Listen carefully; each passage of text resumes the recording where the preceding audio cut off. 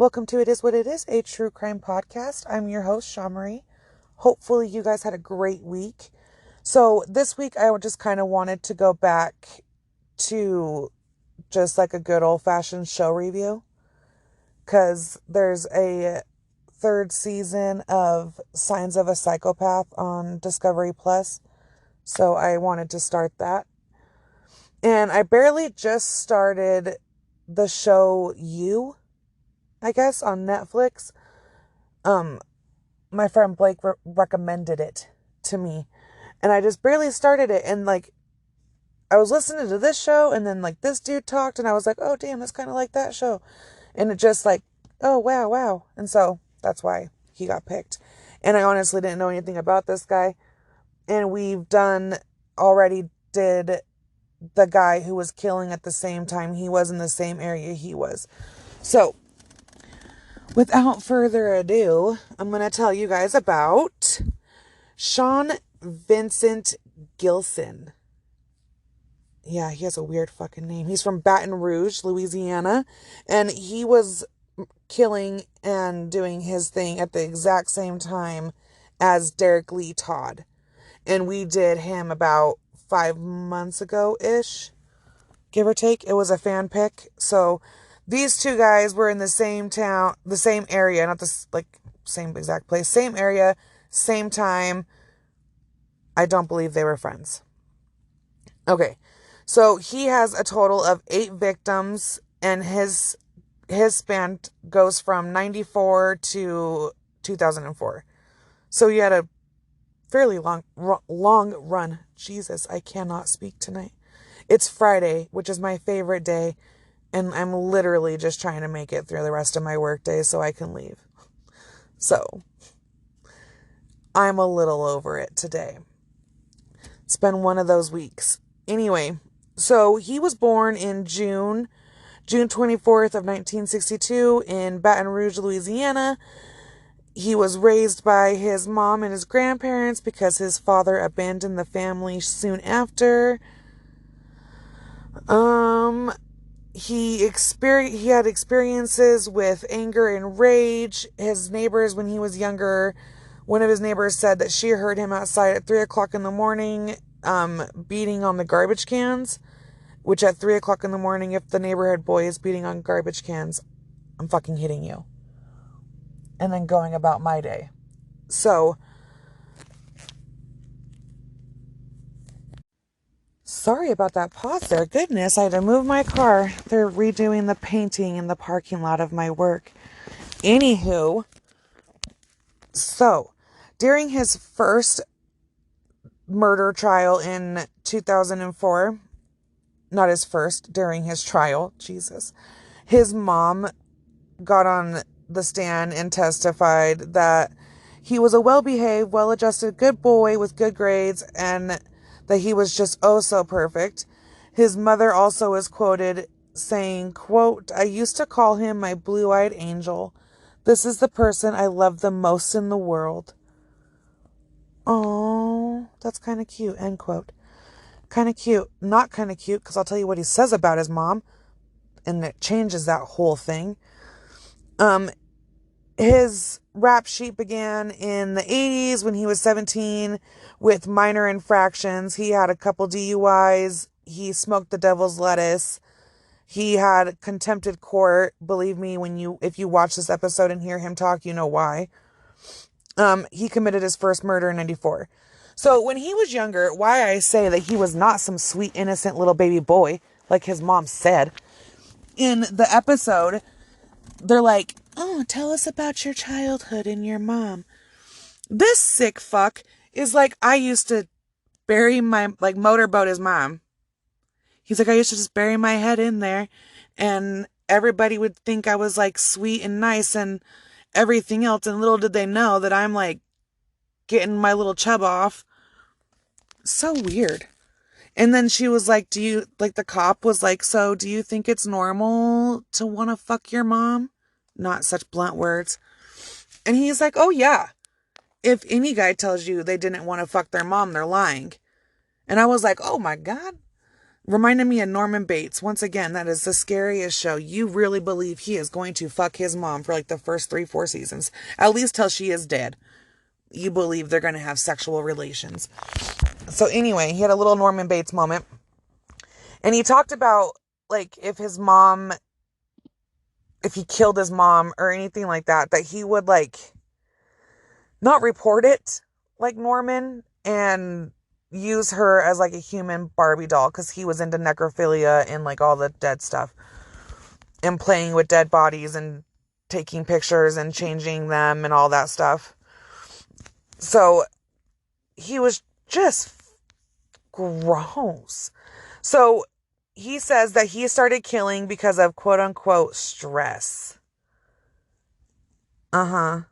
His first victim was an 80-year-old woman. He tried to rape her, and then he got scared when she screamed when he touched her, shockingly.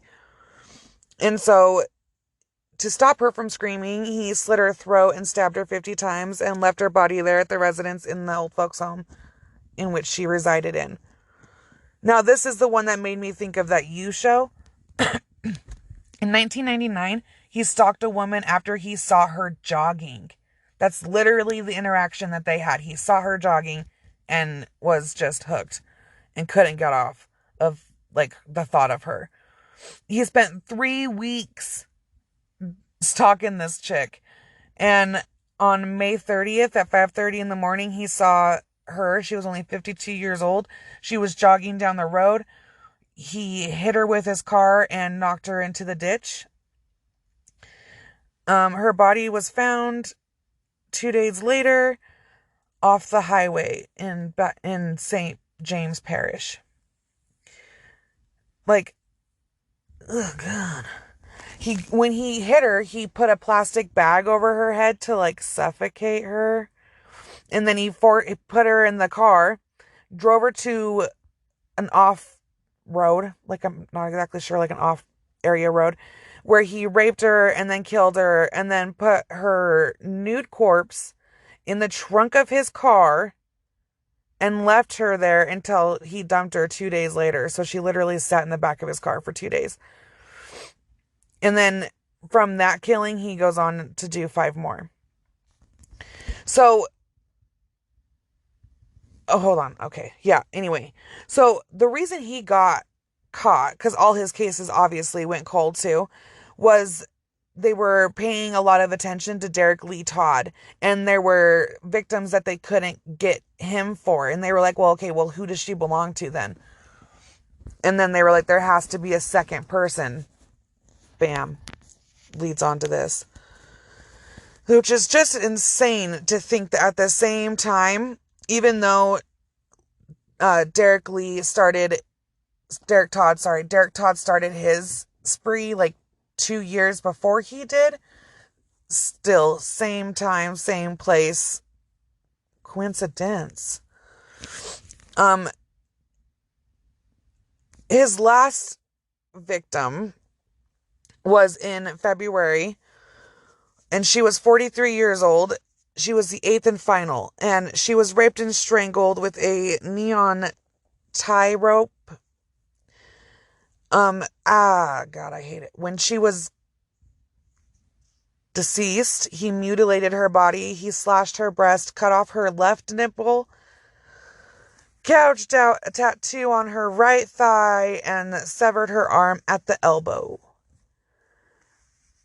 Good God. Her body was found at the end of February in a drainage canal south of the State University.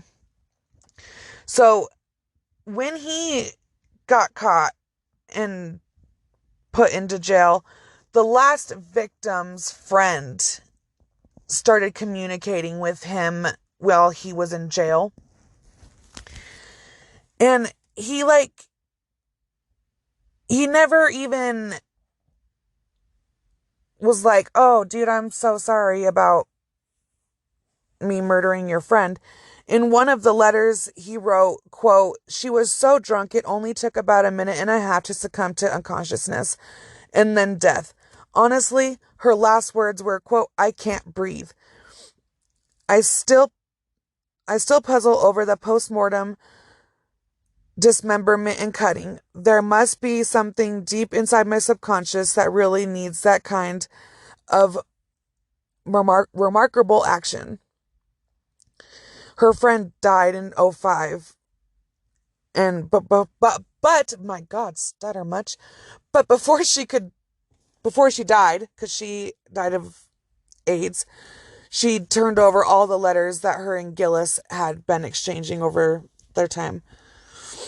And after his arrest, which it was the tire prints on his car, because he had a very unique tire print. There were only 90 in '03. There was only 90 of those tires purchased in the area.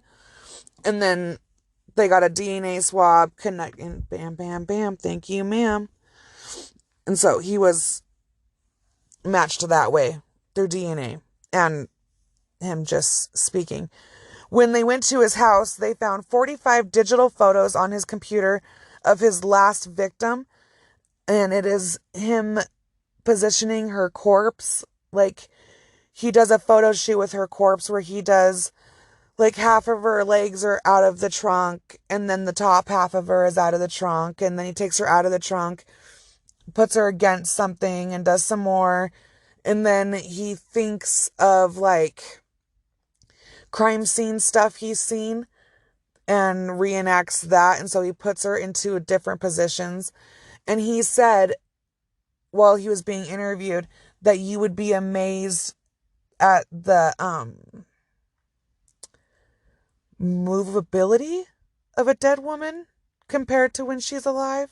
Like, you can make them do pretty much anything, and anything you think of, it can happen, which is just awful and disgusting.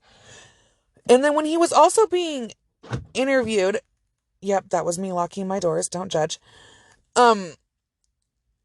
It was so weird because the cop says, when we go to a crime scene, we try to figure out we try to determine the level of fantasy that took place in the crime.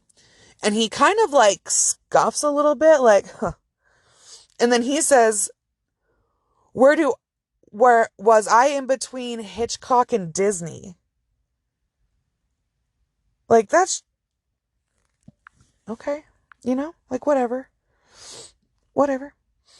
And so he had 45 pictures of her body. There were also other victims. And he had body parts in his home. And he said he kept the body parts and the photos because it was like going back and reliving the whole entire thing. And so he was arrested on April 29th in 2004. And he confessed to the murders. Ugh. And he went to trial on July 21st of '08. He was found guilty, sentenced to life. And the jury was deadlocked when it came to the penalty phase, which is shocking because this guy is a fucking monster. And the previous year, he pled guilty to second-degree murder and was convicted of another killing. And then he's incarcerated in the Louisiana State Penitentiary. So his victims are Anne, who was 81 years old. She was murdered on March 21st, 1994. Kathleen, who was 29, January 4th, 1999. Hardy, who was 52, May 30th, 1999. Joyce, 36, November 12th, 1999. Lillian, 52, January of 2000. Marilyn, who was 38, in October of 2000. Johnny, she was 45, and she was murdered in October of 2003. And Donna, who was murdered, who was his last victim, and she was 43 years old, and she was murdered, like I said, February 26th.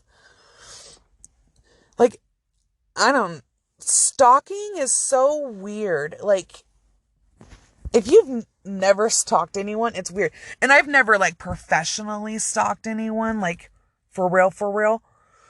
But, like, I don't know.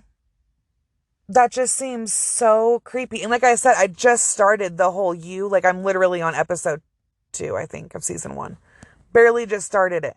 Like he just barely, if you don't know the show, sorry. He meets this bitch in a bookstore. And like he goes and follows her home and like watches all these things.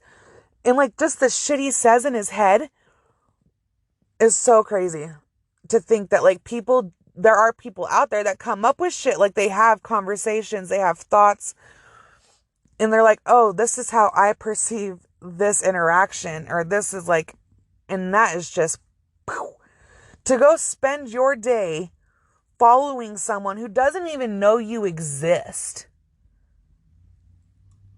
is mind-blowing to me. And maybe it's because if I like somebody, I like them to know I like them, so I can get that, I don't know, that happy feeling knowing I get liked back. I could never be a professional stalker. I couldn't, because I'd be like, hey, do you like me? You don't know me, but do you like me? Hi. So yeah, I don't know. It's weird. That was my thing for this week. I just got so shocked by it. I don't know. It was so weird. And then I sit here and I judge these people for stalking and all this crazy shit. And my favorite place to be is cemeteries. So I don't know. Is it weird?